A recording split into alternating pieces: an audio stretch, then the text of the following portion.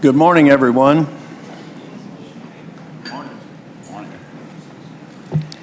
I'd like to call this quarterly meeting of the Texas State University System to order. This meeting is authorized under the Government Code Chapter 551 regarding the Open Meetings Act, as amended by the 75th Legislature, effective September the 1st, 1999. The agenda for this meeting was registered with the Secretary of State on November the 8th. For the record, the date is November the 14th, 2019, and the time is 12:31. A quorum of the board is present. At this time, I'd like to ask Duke Austin to do the Pledge of Allegiance to the U.S. flag. Gary Crane will do the pledge to the Texas flag, and Alan Tinsley, will you please deliver the invocation? All rise who are able.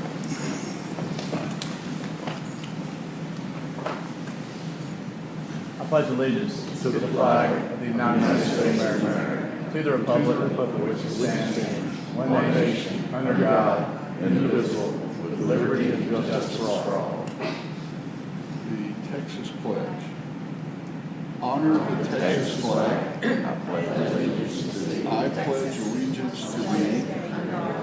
Texas, one state under God, one and indivisible. Please pray with me. Heavenly Father, we gather here as members of the Texas State University System, and thank you for allowing us the freedom to gather as such.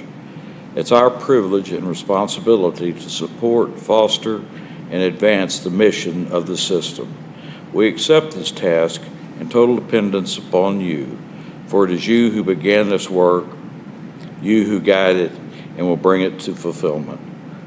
Send your creative spirit upon us, honor our hearts to recognize your presence among us, open our minds to respond to your calling.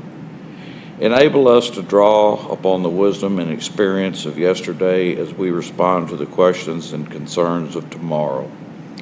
Give us freedom to speak the truth boldly and with kindness. Give us patience to listen openly without prejudice.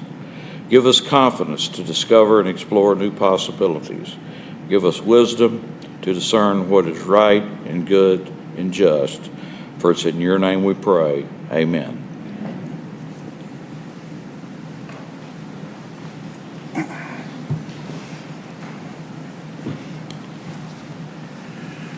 First, I want to welcome everyone here, and President Hoyt, I want to tell you that I had to have my tailor come up from Houston to let out my pants this morning after the dinner you served us last evening.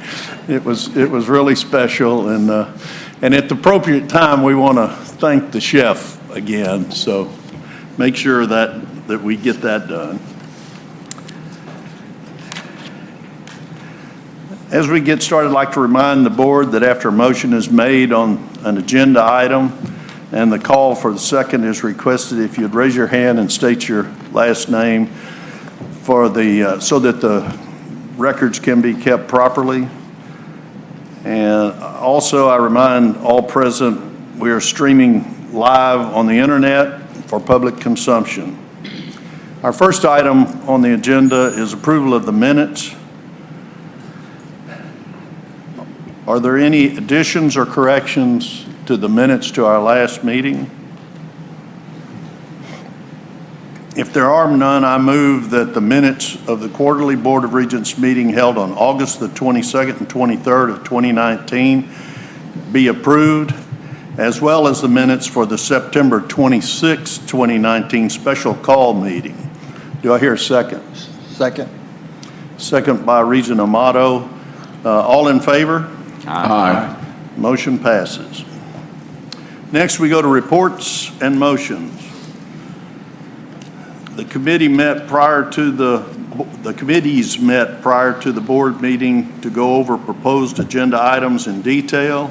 I attended all the committee calls except for academic health affairs and affairs. All items under consideration were voted on by the committees before coming to the full board. I'll call on the chairs of the committees to present the reports and make motions to the full board. First, we have Academic Health and Health Affairs Committee, Regent Gary Crane, Chair. Thank you, Mr. Chair. Before discussing the agenda items from the Academic and Health Affairs Committee meeting, I'd like to invite Dr. John Hayek forward, our Vice Chancellor for Academic and Health Affairs, to the podium for a brief update of the several system-wide academic and health affairs-related initiatives. Thank you. Great. Thank you, Regent Crane. Good afternoon, Chair Scott and Regents. I just wanted to provide a quick update on a couple projects that we've been working on with our chief academic officers across the system. First, and for the first time in kind of recent memory, our institutions have come together to generate a master list of new academic programs that are being planned over the next 3 years across our entire system.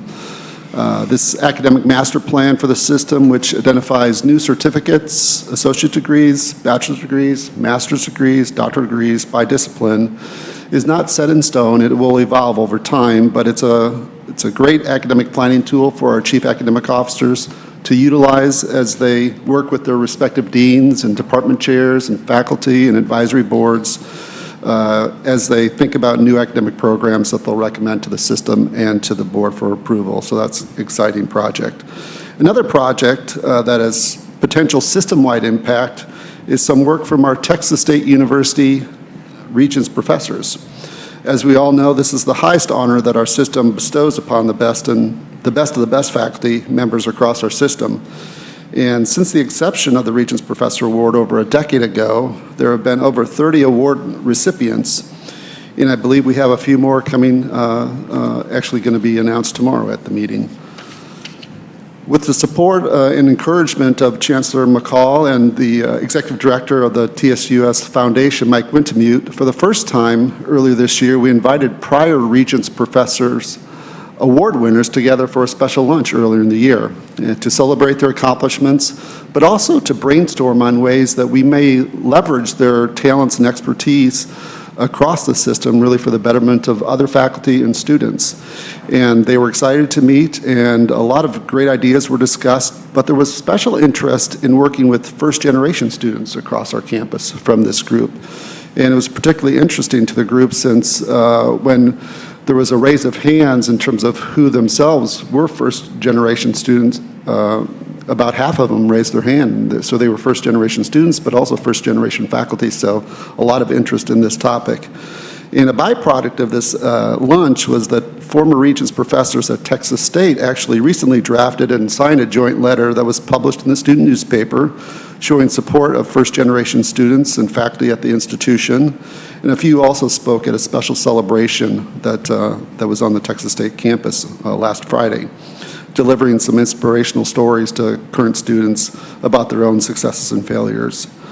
So this is just one of a number of activities that this group as a whole has planned over the next year, which is really exciting given the talent of this group and just being able to leverage this moving into the future.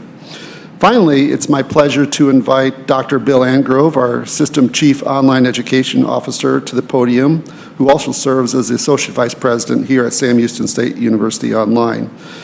Just a quick note about Dr. Angrove. He's worked in distance online education for over 30 years, and we are very fortunate to have access to his talents and expertise.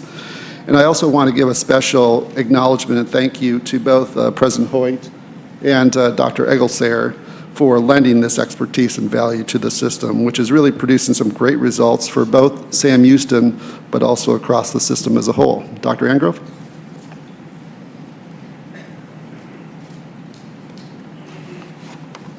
Good afternoon, Chair Scott, Regents, Chancellor McCall. We recently completed the third edition of the Texas State University System Online Education Annual Report. This report reviews current research and national trends in online education, and the report also quantifies what each of our 7 institutions are doing in online education in terms of the number of semester credit hours we generate online, the number of online degree programs we offer, and the number of degrees that are awarded online. So if you'll change the slide for me, I will talk about some of the highlights of the report. The Texas State University system continues to be the leader among Texas public university systems in online education, with the highest percentage of fully online students at 15%. And these are students that are taking all of their coursework online. And this is an increase of 1% from 2018. So that's good news for our system. If you'll change the slide for me. Thank you. Several years ago, we set out some goals for 2020 in terms of online education system-wide. And if you look at that chart, you'll see that those goals were 168,000 semester credit hours generated online, 128 online degree programs, and 3,390 degrees awarded online. We have exceeded those goals by quite a bit. We're over 181,000 semester credit hours generated online. We now have 203 online degree programs system-wide, and graduated well over 5,000 students from 100% online programs. So that's very good progress. If you'll change the slide. Thank you. I want to briefly talk about Sam Houston State University and our online enrollments. They increased by 5.8% this past year as a result of a comprehensive marketing campaign to recruit new online students through various social media platforms, and by using traditional radio and television ads in the major metropolitan markets across the state of Texas, obviously those being Houston, Dallas, Fort Worth, San Antonio, and Austin. So that was good progress for us. And finally, I would like to talk briefly about a partnership between Sam Houston State University and Lamar Institute of Technology. If you'll change that slide. Yeah, there we go. Thank you. We have completed a very ambitious project to share services in online education. And some of those services that we're sharing are learning management systems. So we have migrated all of LIT's content and courses into the same learning management system as Sam Houston. And that's a very efficient thing for us to do as a system. And it's going to end up saving us quite a bit of money over time. So we share exam proctoring software, lecture capture technology, video hosting, captioning and transcription services, ADA compliance software. LIT now has access to our 24/7 help desk for support for faculty and students. We're providing them with instructional design services, and we're helping train their faculty to teach online. And this following video, about a minute and a half, will describe the project in more detail. If you'll roll the video, thank you.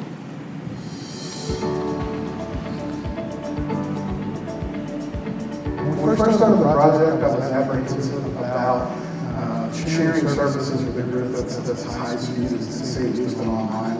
I was afraid of our group getting that burner where they wouldn't be responsive, or they may not respond until hours later. But that absolutely has not been the case. They respond immediately, if not sooner, and they have been fantastic with their support level.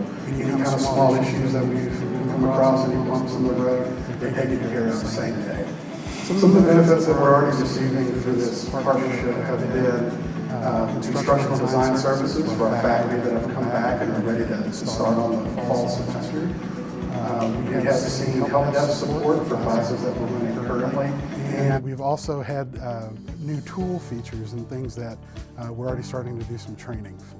I like the idea that with the instructional designers that our courses are going to be a little bit more uniform, so that the students aren't having to re-navigate from instructor to instructor to instructor, which is an extra hardship on them. I am most looking forward to the additional technical support hours that go beyond your normal business hours, the additional tools such as Kaltura, Collaborate, and the additional help in designing my classes to be the most beneficial to the students. Our faculty have absolutely loved working with this team. They love the turnaround, they love the ability to be able to call, email several different people. It's not just one point of contact anymore.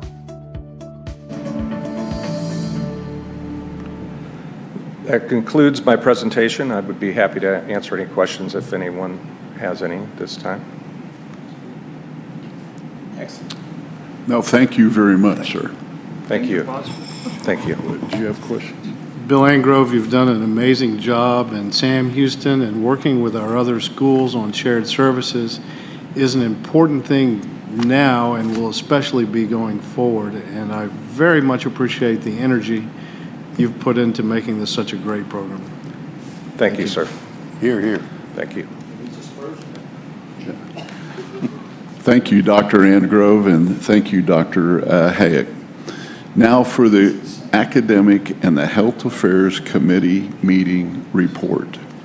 The Academic and Health Affairs Committee met telephonically on Monday, November the 4th, 2019, and was chaired by me, with committee members Regent Edwards and Regent Harrell.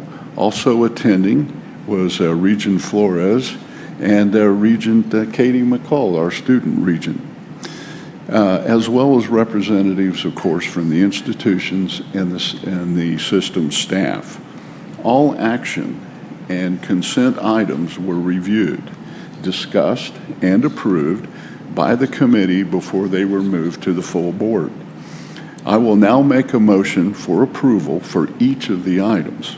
The board chair will then call for a second from any regent, and of course we're all familiar with raising our hand, being identified, and all that good stuff.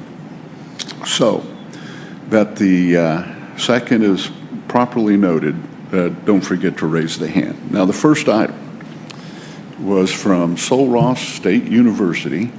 It was authorization for conferring the honorary degree, a doctorate of history, upon Mr. John B. Poindexter.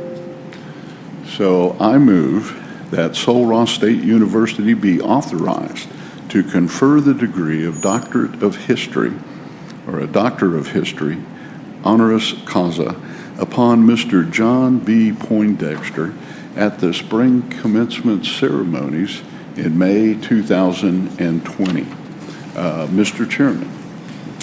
Do I hear a second? Second, Flores. All in favor? Aye. Motion passes. The second item, again, it's Sul Ross State University, is authorizing for conferring the honorary degree, it's a BA, upon Mrs. Elena Pena Gallego. I move that Sul Ross State University be authorized to confer an honorary Bachelor of Arts degree, honoris causa, upon Elena Pena Gallego at the next available Sul Ross commencement ceremony. Mr. Chairman. Do I hear a second? Second. Second, Regent Amato. All in favor? Aye. Motion passes. Now, the last two items are informational only, and they are a certification of the enrollment report for the summer of 2019. And again, it's informational from the Texas State University system for the preliminary enrollment report for fall 2019. All the other items are included in the consent agenda unless someone wishes to remove an item from the consent. If not, that concludes the committee's report to the board. Thank you very much, Regent Crane. Our next item on the agenda is Finance and Audit Committee. Regent Allen Tinsley, CPA Chair. Allen. Thank you, Chairman Scott. The Finance and Audit Committee met telephonically on November 6, 2019 to discuss finance and audit items included in today's agenda. I chaired the meeting and Regents Flores, Montaigne, and Scott participated. The Finance and Audit Committee considered all items and the committee agreed to move each item to today's meeting for the board's consideration. The first item for consideration is TSUS approval of investment policy.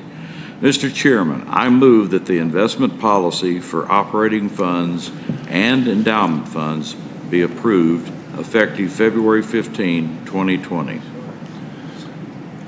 Thank you. Do I hear a second? Second. Second, Regent Crane. All in favor? Aye. Motion passes. The next item for consideration is TSUS mandatory tuition and fee charges. Chairman Scott, I would like to ask Daniel Harper to present this item.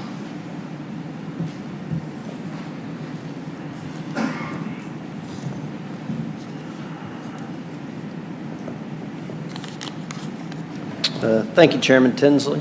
As a follow-up on our committee call, I actually prepared some revised proposals for your consideration. It's in the packet in front of you. On slide 1, you have a summary that shows where the fall 2019 rates currently are for undergraduate resident tuition at 15 semester credit hours, what the original proposals were that the committee considered, as well as the revised proposals that would limit the increase for the undergraduate resident to an inflation factor. And we defined inflation as using the Higher Education Price Index, which is prepared by the Common Fund. And for August 2019, the Higher Ed Price Index is 2.6%. Following on slide 2 or page 2 is the detailed summary of the tuition and fee schedules, and this is with the revisions not to exceed HEPI. For Lamar University, fall of 20 is 1.17%. Fall of 21, the total would be 1.18%. For Sam Houston, Sol Ross's, both institutions are limited to 2.59% for both years we're considering, and Texas State University is at 2.6%. Following on slide 3 is the graduate differential that was originally proposed by Sam Houston, as well as a student services fee for the graduate students. In addition, Sam Houston has 6 program fees. One is for the College of Medicine. One is an executive MBA program for domestic students. They are establishing, or they currently don't have any students enrolled, but in the International Executive MBA program, an increase to the nursing program fee, and the establishment of a program fee for both the College of Business Administration as well as the College of Engineering and Technology, and then an increase in the lab fee at the College of Science and Engineering Technology to support the current cost of the program. Additionally, on page 3, you'll see for Lamar University, there's an increase in the distance learning fee to support those direct costs. For Texas State University, it's the establishment of the undergraduate designated tuition differential, which is essentially equivalent to a program fee for the College of Engineering as well as the College of Business. And then for Sul Ross State University, it's an increase in the distance learning fee at Alpine and to equalize the distance learning fee at the Middle Rio Grande campuses, and an increase in the graduate differential for students at Sul Ross at the Alpine campus. On page 4, you will find the tuition and fee proposed changes for courses at Lamar University that are associated with the Academic Partnership Program.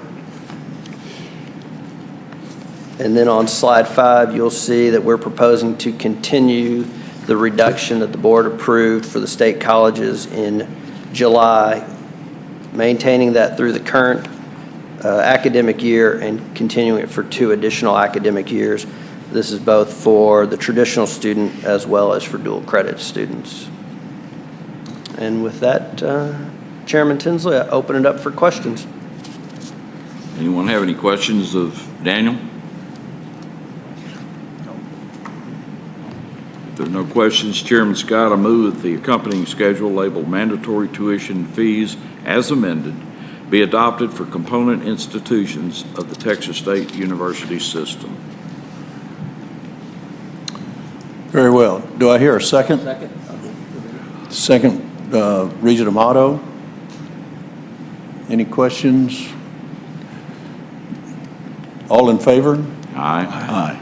Motion passes. The next item on the agenda is informational items concerning the operating budget adjustments, annual foundation reports, and the status of implementation of audit recommendations. The final item for consideration is the consent agenda. Chairman Scott, I move that the Sam Houston State University Depository Agreement, quasi-endowment reports, and ratification of tuition rates for non-credit courses at the Lamar State Colleges scheduled for the board's consent agenda to be considered at that time. Before we conclude the Finance and Audit Committee's report, I would ask Vice Chancellor Harper to provide us with an update on the recent bond pricing and our auto insurance program. Daniel? Thank you, sir. So on the screen in front of you is our PowerPoint presentation to guide as we walk through this. But as Regent Tinsley highlighted, we've recently or successfully executed a bond pricing as well as made a structural change to our auto insurance program. For our Series 2019, we took a different approach with ratings. As y'all know, we're rated by Moody's and with Fitch. We were fortunate enough that our staff, or the team that's assigned to us for both Moody's and Fitch, were in Austin in June, which is a prime time to take them down to San Marcos for a campus visit. So we were able to walk the campus and see the projects, the new projects that were going to be proposed, which I think was pretty helpful in them truly getting a perspective on the magnitude of Texas State, what those projects are, but then also spending some time allowing us to talk about the other components that are in the system. With the support of the Chancellor and the help of Dr. Haig and James Webb in our office, we took a different approach as well, and instead of doing our ratings call via a call, we actually went to their offices and presented in person. They're about a 2.5, 3-hour meeting, and it's a 50-page slide deck, so you could probably imagine in person was a little bit more interactive than a long-distance phone call. And with that, we got the result we wanted, which was to maintain our Moody's and our Fitch rating. On the actual Series 19 pricing, we had a taxable and a tax-exempt portion of it. The new money was $130 million, of which we defease about $90 million of existing commercial paper with an average interest rate of 2.5%. And then the refundings, we refunded $211 million of existing debt, and that average interest rate is 2.9%, and the interest savings associated with that was $28.5 million over the life of the debt. Here's a slide that shows the new money projects, one of which we're standing in today, which is the Loman Student Center addition, and I believe we'll see tomorrow, which is the art complex. And then for the refundings, we refunded tax exempt our Series 2010 and 2010A. And then on the taxable series, or the taxable, we did the 2011s, 12s, and 13s. It's our system for naming it's pretty simple. It's the year we went to market, so in case you were curious. And this is our current debt structure as of today and what our debt structure will look like when the bonds close. So we're at $1.1 billion now, moving to $1.15 billion. And with that, I'll take questions on the debt structure, and if not, we'll move to auto.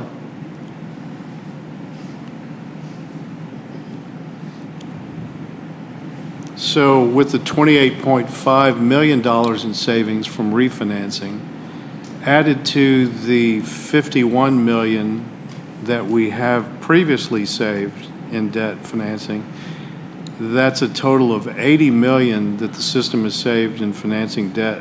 Yeah, we're in the high 70s. High 70s, great. So, And what outstanding job. That isn't easy to do. what you've done, and congratulations. It was fun, but it was work. So, and what we did with the savings is we shortened the amortization on it. So, with that, we'll move on to the auto program. So our previous structure that we've had from the beginning of time is a monoline auto coverage with Liberty Mutual, which means Liberty's just insuring just our cars. We had a low deductible and what ultimately became a high premium. In 2018, we were paying $311,000 in premium. In fiscal 2019, Liberty Mutual let us know that they're moving out of the monoline auto coverage, but they were willing to renew us with a 25% rate increase. And for fiscal 2020, they were willing to quote us for the same number of units, same number of cars, it was going to increase to $530,000, which again, Liberty Mutual said they're moving out of this line of business. So what we moved to was a high deductible, low premium with the self-insurance fund. So this is what our previous structure looked like. We had a $5,000 deductible on liability, a $1,000 deductible on physical damage, and the rest was covered by insurance. In our new program structure today, we have maintained the $5,000 and $1,000 deductible, and I know this is a busy slide, but for liability, we're now going to, at the system level, retain what's essentially a deductible of $50,000, and on physical damage, a deductible of $25,000. And to fund that, we created a loss fund of $130,000. And this chart here shows the history of our losses for the past 5 years, in which you can see over that 5-year period, we'll be well below, if history is an indication of the future, of the $250,000 of premium savings we've achieved. And on this slide is just the math that supports that. So we invoiced the components for half of a loss fund at $342,000. The expiring premium that we paid last year was $425,000. So that's a $19,000 savings, assuming we spend the full $130 loss fund. And if we would have moved with Liberty Mutual, it would have been $529,000, which is a 44% savings, assuming we spend the full loss fund for this year. So more risk, but if history is any indication of the future, this should be substantial savings to the system.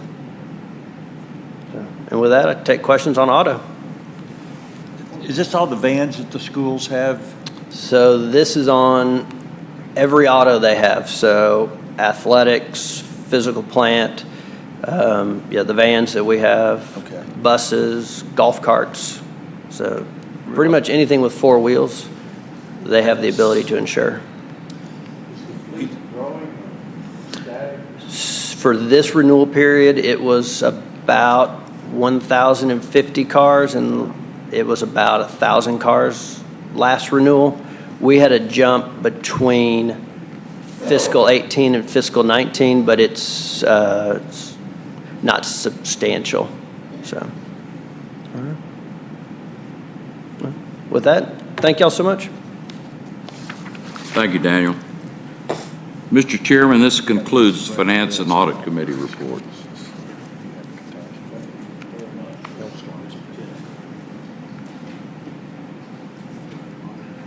Thank you very much, Regent Tinsley.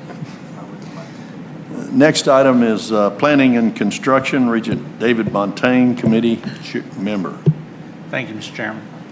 The Planning and Construction Committee met by telephone on Tuesday, November the 5th, 2019 to discuss the planning and construction agenda. Chairman Scott, myself, and Student Regent McCall, the system staff, and component staff. The committee considered all items and agreed to move each item to today's meeting for the board's consideration. Daniel, you want to come up in case you got any questions?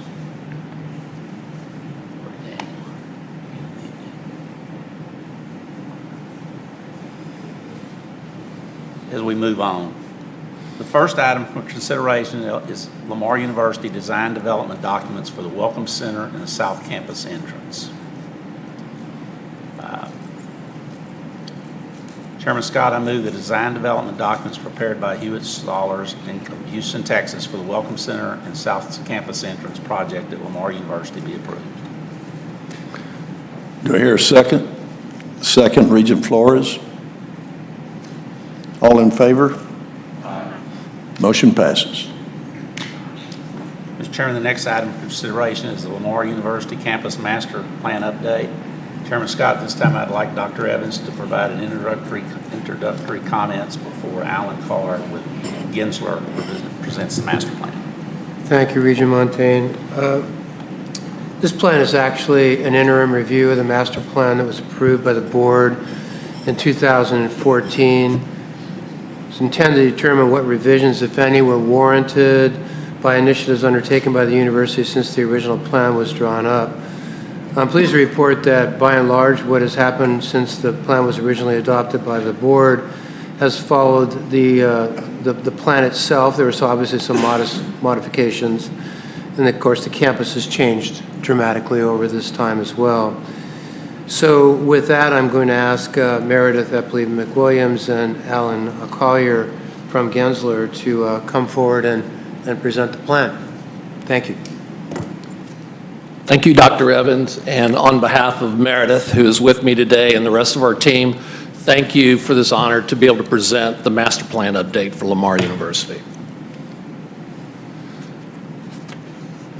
So I'd like to start off with the table of contents because it gives you a feel for the overall flow of content that is in the master plan update, and it also showcases not only Gensler but our consultant team that worked on this effort. As Dr. Evans alluded, this is at the midpoint of the 10-year vision for the 2014 master plan that was developed. And so it consolidates not only that master plan from 2014, but also additional studies that have occurred since 2014. So it turns it into a single plan and a compelling story for the university. It also shows a response to all the changes that have occurred over the last 5 years, and then it allowed Dr. Evans and his team to reset their 5-year and 10-year visions going forward for Lamar University. This is a 15-week process. A lot of these usually take 6 to 8 months. It's 15 weeks. And so it really required a lot of effort on behalf of the university and their leadership team and their steering committee to be involved throughout. As you can see on this chart at the top, that just shows the touch points of how many times these individuals met with our team to make sure that the master plan did reflect their vision and directions going forward.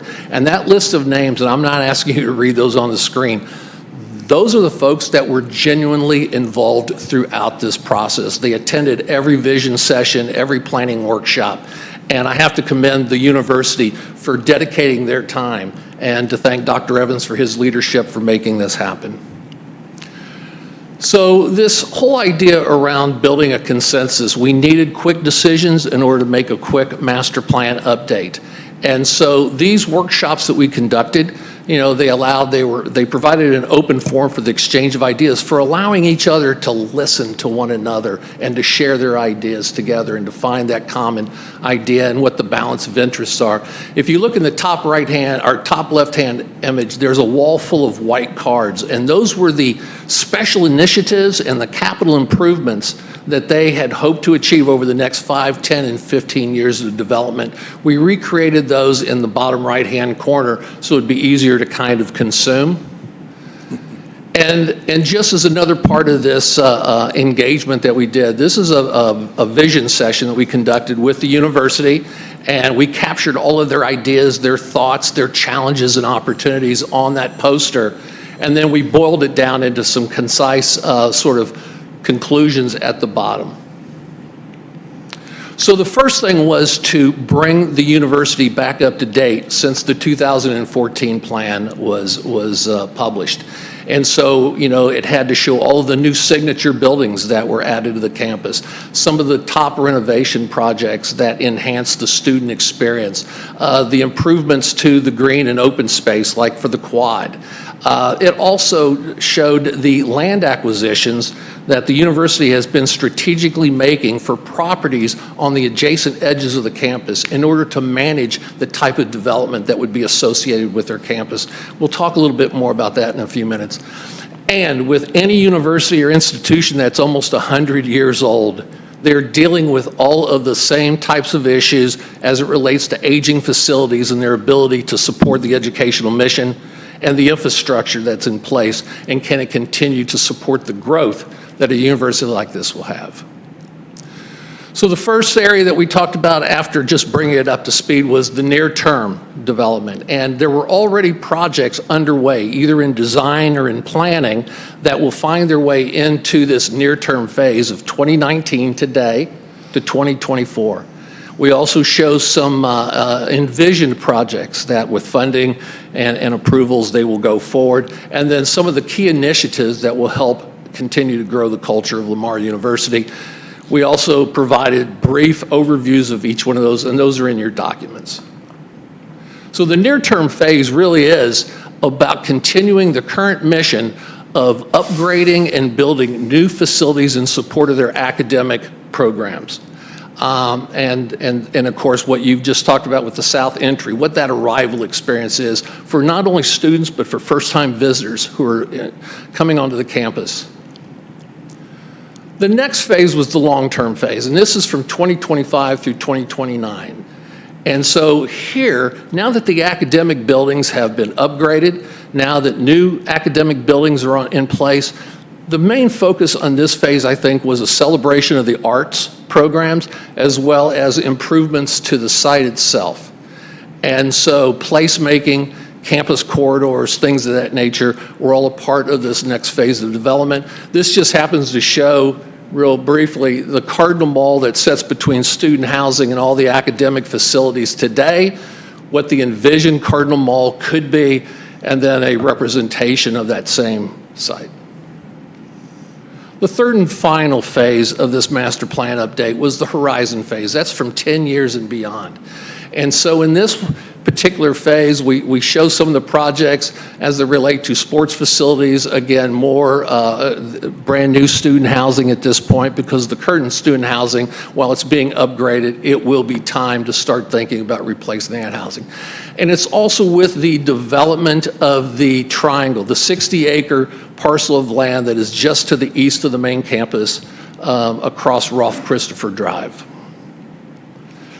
And so the primary sort of big idea around this third development phase is making Lamar University a destination campus, a campus that is attractive to people across Texas and beyond our state lines. And so that's, and then again, on this live, work, study, play, and that's where the triangle comes into play for this, because this would be a mixed-use development, creating that town and gown environment that I think is sorely needed for Lamar University. Just a shot looking from the South Entry and from Highway 69 looking north towards the campus.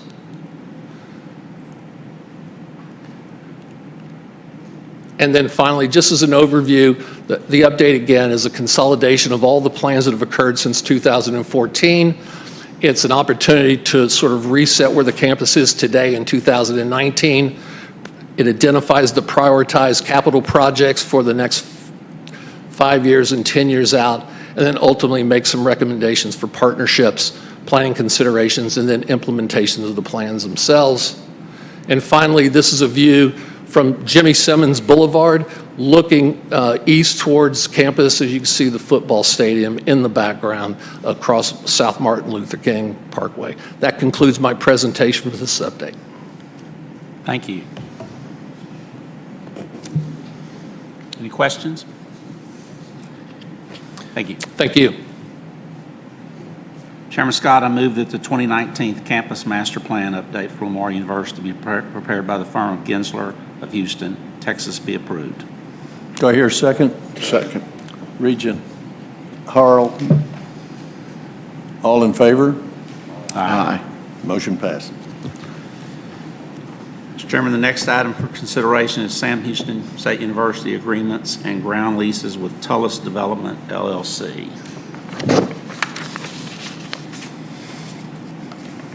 Chairman Scott, I move that Sam Houston University be authorized to enter into agreements and ground leases with Tullis Development LLC necessary to effectuate the design, construction, management, and financing to develop a hotel, conference center, and training facility at the university. Be authorized to execute and accept all documents and instruments necessary to carry out this transaction upon approval from system administration. President Hoyt, can I get you to make a few comments on this? This is on the,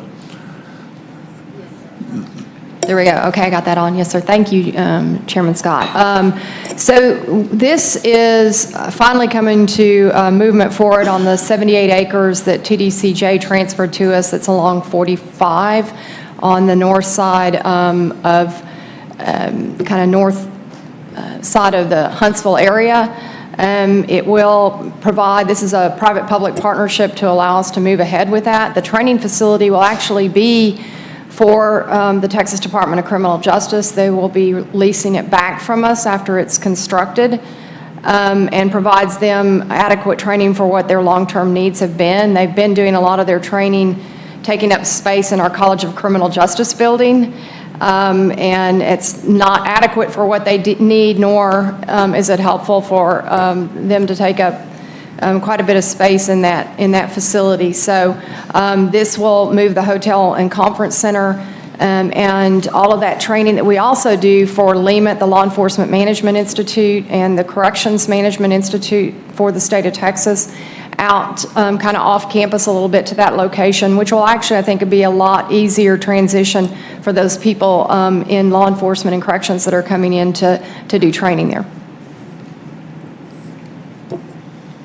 very good. I'm looking forward to my new room at the hotel. I lost track. I didn't take them. Do I need a second? Right. All right. At this point, may I have a second for the motion? Second, Regent Crane. All in favor? Aye. Motion passes. Mr. Chairman, the next item for consideration is Sam Houston State University addition to the bookstore build-out and audiovisual equipment to the Loman Student Center renovation project. Mr. Chairman, I move that the build-out of the Barnes & Noble bookstore and procurement and installation of the audiovisual equipment be added to the scope of work for the Loman Student Center renovation project at Sam Houston State University be approved. Do I hear a second? Second, Regent Tinsley. All in favor? Aye. Motion passes. Mr. Chairman, the next item for consideration is Texas State agreements and ground leases for Private-Public Partnership 3 multi-tenant building at Star Park. Denise, President Trout, do you have any comments on this project? Yes, let me tell you a little bit about it. Star Park, as I think most of you know, is our research park. That stands for Science, Technology, and Advanced Research Park. It's a technology incubator for companies, startup companies that are both spin-outs from our PhD programs and spin-ins, companies, again, startup companies that want to work with our faculty, students, and equipment. We currently have 70 acres at Star Park, and the first building that's an incubator, it's 36,000 square feet.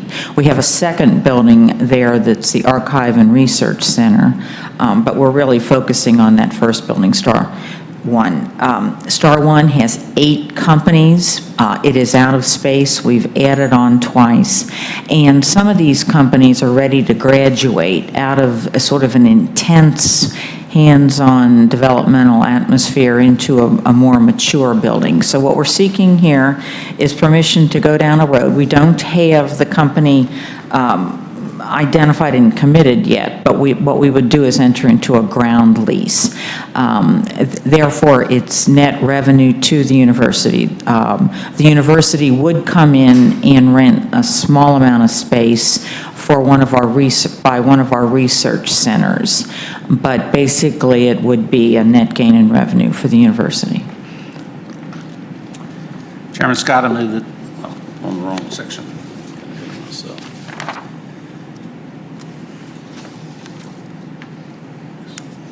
Chairman Scott, I move that Texas State University be authorized to enter into the ground lease and agreements necessary to effectuate the design, construction, and management of the P3 multi-tenant building, P3 tenant building at Star Park, and the Vice President for Finance and Support Services be authorized to execute, accept all documents and instruments necessary to carry out this transaction upon approval of the Systems Administration.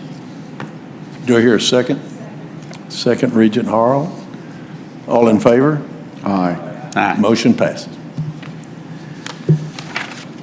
The next item for consideration is the Texas State University Systems Policies and Procedures Manual for Planning and Construction. I asked Vice Chancellor Harper to come up and say a few words.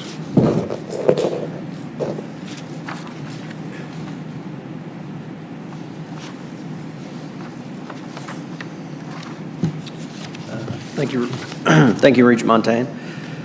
So we've spent probably the last year or so reviewing and revising the Policies and Procedures Manual.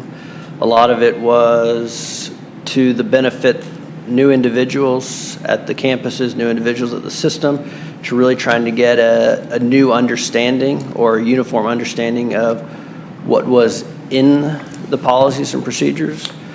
We made some, I guess, less significant changes in the flow of the document where sections had been added over time that didn't necessarily flow correctly. But the most relevant portion of it for this conversation is the approval thresholds for delegated projects. So currently, the Board of Regents has delegated projects with a total project cost of $4 million or less to the Chancellor, and then subsequently the Board has allowed the Chancellor to delegate projects below, or the Board has approved projects below $1 million to be delegated to the component presidents. The revisions that are proposed here would have the Board of Regents delegated authority to the Chancellor starting at less than $8 million. And then for Texas State University, it would be for a total project cost of less than $6 million. For Lamar and Sam Houston, a total project cost of less than $4 million. And for the state colleges and Sul Ross, it would be unchanged at less than $1 million. For those institutions, when you look at the CIP, they're either doing small projects or they're doing large projects. So we don't feel that moving it is going to have an impact. And then we had the subsequent changes for indefinite delivery, indefinite quantity contracts as well that went through the document. So, and what you will see moving forward is instead of the projects necessarily coming to the board or to the system office, for these smaller projects, they will be included as an informational item in the board materials on a quarterly basis for the status of those projects. And this kind of was precipitated with the inflation on construction projects over the past decade plus, and our policies and procedures document had not reflected inflationary costs and the approval thresholds. Daniel, will most of these projects be in the capital plan? So any project in excess of $1 million is mandated to be in the capital improvement plan. And so therefore, every project that will hit these thresholds will be in the capital improvement plan. Good. Very good. Chancellor McCall, would you like to comment? Would you like to comment? Vice Chancellor Harper did an analysis of where other systems line up with regard to delegated authority, and this is in line. As most of the expertise is not in the system office but on the campuses, this reflects that recognition, and appreciate your consideration of moving this direction. I'd also comment that having been here 10 years now, and also being in the construction business, there isn't any question that the inflation that Daniel was talking about has been real. But also, I think this shows our intent to delegate to the university's authority, and I support this.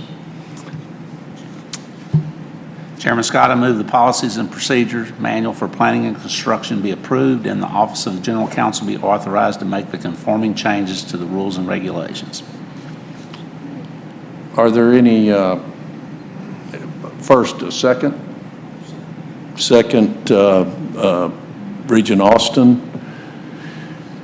Comments? This is a pretty significant change for the system, and if anyone has any questions, we'd be happy to.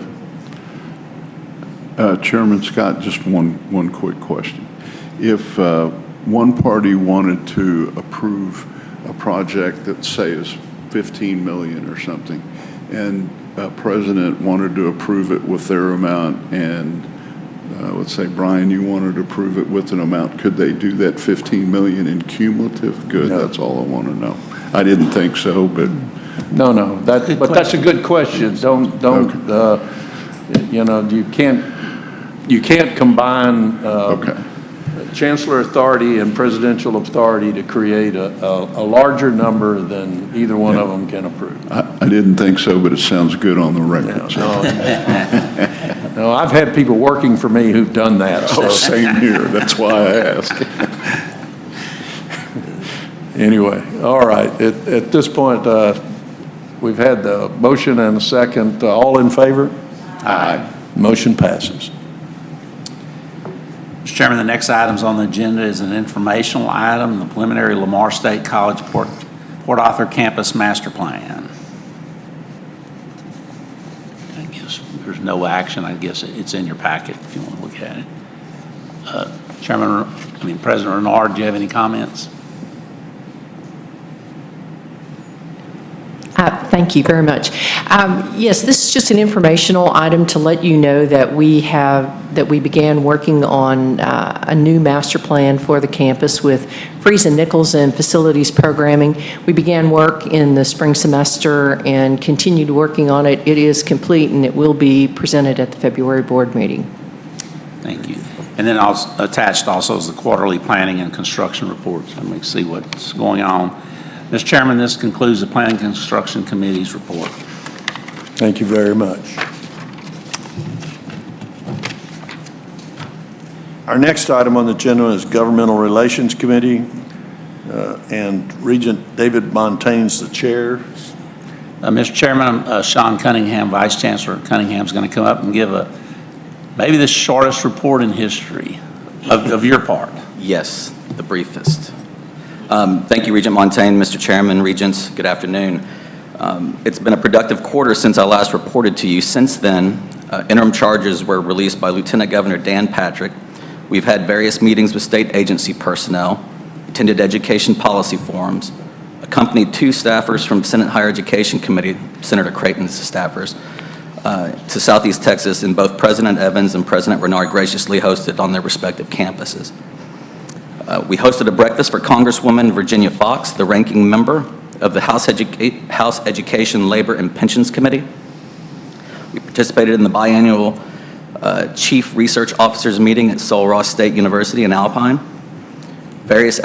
We've also been engaged in various outreach opportunities aimed at improving our relationships with legislators, various legislative staffers, and alumni who have a strong presence within the Capitol complex. With regard to interim studies, as I mentioned earlier, recently Lieutenant Governor Patrick released these charges. It's a list of issues that they task certain committees to work on to study, with the hope that policy recommendations and findings can be shared in a final report to the full Senate. I will not bore you with the exhaustive list of each charge assigned to the nearly 20 Senate-related committees. Out of respect for your time, I'll just briefly touch on a few of those charges. The Senate Committee on Finance will be looking at higher education research programs. They'll be looking at natural disaster funding and how they review federal, state, and local eligibility and receipt of disaster funds. The Senate Higher Education Committee is going to explore or look into community college service areas, data transparency, facility needs, adult learner students, and then of great interest to this system is the formula funding review. We review funding formulas for general academic institutions to ensure formulas support the individual mission of institutions and their students. Consider and make recommendations on potential improvements to the formulas to better meet the needs of students and institutions. Moving on to Washington, D.C., federal update. I believe it's been passed out. You have a more comprehensive report. I will not read that into the record. I'll let you read that at your leisure. I do want to mention, with respect to Texas congressional delegation changes, with the 2020 election year quickly approaching, there continues to be an increase in the number of members of Congress that are announcing retirements. Already 6 of those announcements have come from the Texas delegation alone. That's Representative Will Hurd, who represents Alpine, and our 3 campuses in the Middle Rio Grande region. We've got Pete Olson, Mike Conaway, Kenny Marchant, Representative Flores, Representative Mac Thornberry, and more retirements may still come as the new year approaches. Moving on to future plans, in 2020 we're going to have a president's fly-in. The chancellor, myself, and the presidents of all 7 institutions will be visiting Washington on February 25th through the 27th, and we will meet with the Texas congressional delegation and a number of key administration figures. The Normandy Group has started the process of requesting meetings and reserving event facilities. In closing, I'd like to do something a little out of the ordinary. Sometimes it is difficult to see how the work you do as a regent can bring about immediate success.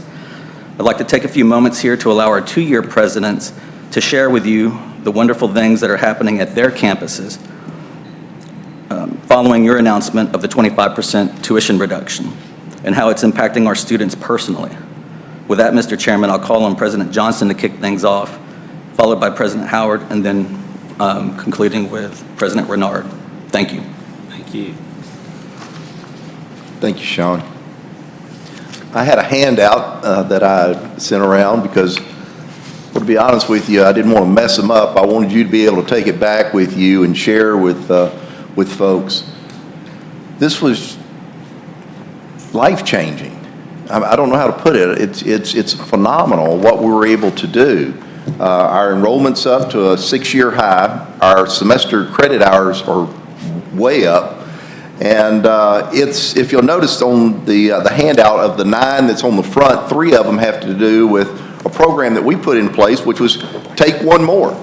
Because instead of just taking that same amount of money, you take one more class. And the second week, Dr. Behringer came in and says, we're going to have to do a second graduation. These are good problems to have. And so, and on the back, it's a wonderful story from a young man that now his mother is going to be able to finish her nursing school there at our school because of this. And, you know, the statistics are wonderful. But what I am blessed with is each day I walk around that campus, I hear the students talking about what they're going to be able to do next. And it's largely part of that. Let me give you an example on our dual credit.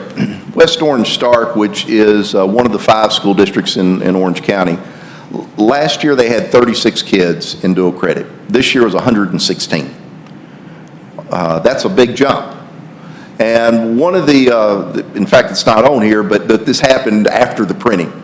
The superintendent and I were at Rotary, and he says, Tom, I got to tell you this. We had one student who was always getting into trouble, but we put him in your maritime program. Now he can't wait to get to class. I mean, those problems subsided because he found something where his niche was. And I do know this.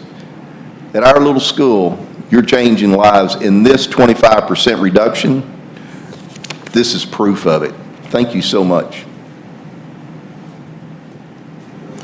Good afternoon. In terms of this tuition reduction, at LIT we looked at this in 2 ways. First, we looked at it in terms of data. So what does the data say? In the history of LIT, 25 years, our enrollment has never been higher. In fact, with 4,019 students, our fall-to-fall comparison of our enrollment is up 20%. But as amazing as that might sound, because of this reduction, in the last 3 years, we have increased our enrollment 46%. But data simply deals with numbers. But numbers really don't talk about the human experience. So the second way that we looked at the impact of this reduction was in terms of the personal student stories. So what I did was to ask each department chair to go into the classrooms and ask the students, what did this tuition reduction mean to you? And we got a litany of different stories. Hannah, who's graduating in 2020, she is a process technology major. Hannah said specifically, hey, look, I am a single mom. So now because of this reduction, I can worry less about finances and focus more on my education. Noah said, and Dr. Evans, you might appreciate this, Noah says, who's graduating in 2020 also, he's a computer networking major. He said, now I can afford to take classes both at LIT and at LU. So we expected some of these responses in terms of reducing debt, in terms of being able to take more classes, but what we did not expect was many of the students said, hey, look, this reduction is the push that we needed. So we have encouraged, because of your hard work, we are encouraging students who really didn't have college on their radar to now get enrolled. And lastly, as I closed, throughout all of the stories that we received, there was a common thread of sentiment, of gratitude. And all of the students said, in fact, Isaiah, Maria, and Matthew said, hey, look, we don't really know who Regents are or what they do, but please make sure, Dr. Howard, you go back and you thank those who are responsible for changing our lives. Thank you. Good afternoon. Thank you, Chairman Scott. My story is, as you might imagine, very similar to Lamar State College of Orange and Lamar State College and Lamar Institute of Technology. But I want to paint a picture for you of the students in the Port Arthur area. And I can tell you that 29 or almost 30% of the families that live in Port Arthur fall below the federal poverty level. I can tell you that the employment rate or the unemployment rate in Port Arthur is almost 3 times the state average. So it is a community that is economically depressed, is probably kind. But we've experienced some significant increase in growth over the last several years. Our enrollment has increased 51% since 2015. We also experienced double-digit increases in enrollment this fall semester as we have in other semesters.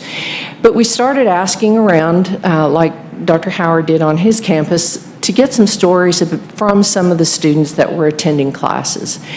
And they're just like a lot of the other stories that you hear. Some of them report that they were not able to go to college at all because they could not afford it. But the tuition reduction allowed them to go to college. We have stories of students that, they work 2 and 3 jobs to put themselves through school. And some of them talk about, well, I can afford the tuition, but I couldn't buy books. So now they can buy books.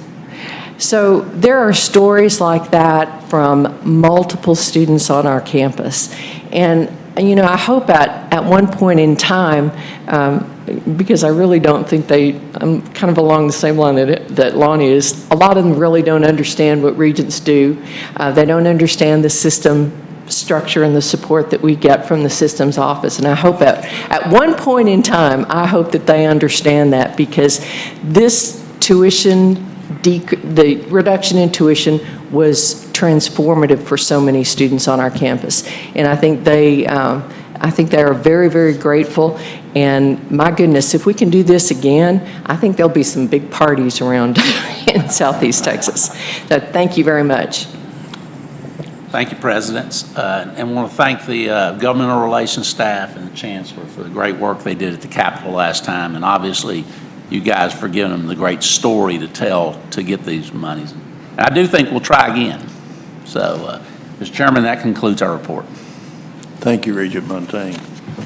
The next three items on our agenda are consideration of contracts, personnel, and miscellaneous items. Our first item is contracts. We have the approval of contracts. All items in the contract section have been moved to the consent agenda. Are there any questions from the board? Are there any items that a board member would like to remove? Dr. Gomez is available to answer any questions if you may have any. Any questions? How much money are we going to get paid to play University of Texas? Yeah, I'd like to know. Texas State. $1.4 million. Wow. I like that.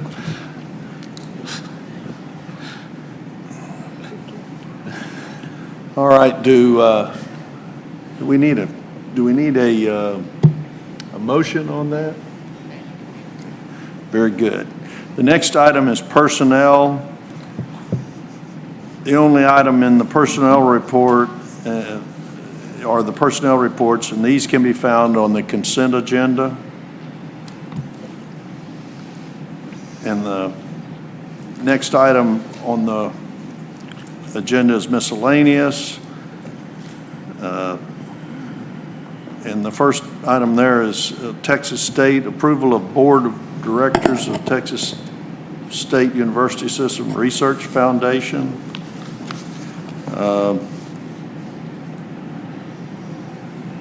Dr. Trouth, would you like to make any comments on the Research Foundation? Just briefly, we are expanding the Research Foundation, and in conjunction with that, we would like to add our first outside board member.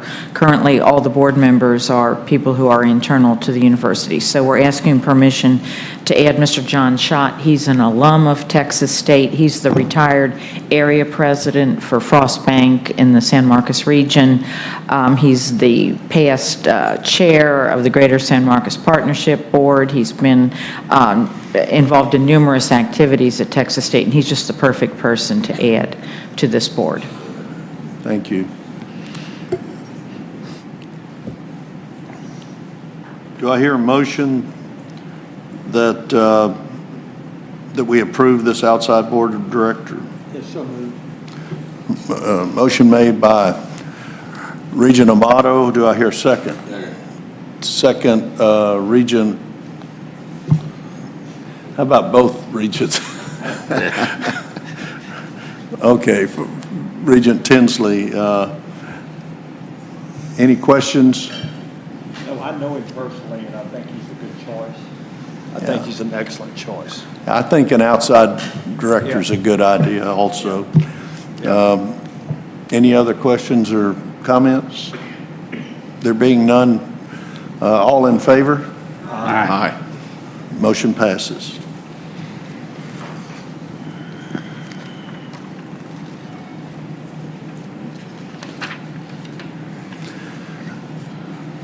All the remaining action items in the miscellaneous section have been moved to Friday's agenda. The remaining items in the miscellaneous section are also on the consent agenda.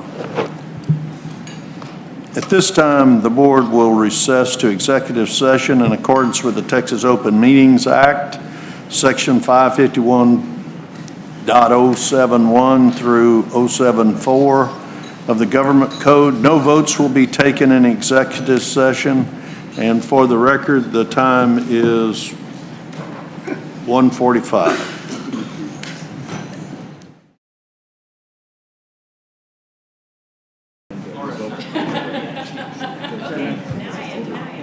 We'll now reconvene in open session. For the record, the time is 4:08. In compliance with the Texas Open Meeting Act, No votes were taken or decisions reached in executive session. I'd like to give you some instructions for the evening. This evening's reception and dinner begins at 6 o'clock. Please plan to meet at 5:45 in the University Hotel lobby for transportation to the event, and the dress is business attire. If there's no further business, we'll stand in recess for the day and reconvene in open session tomorrow morning at 10 a.m. Is there any other business? There being none, do I hear a motion? Second? Second. All in favor? Aye. Motion passes. Good job, Mr. Chairman. This is one of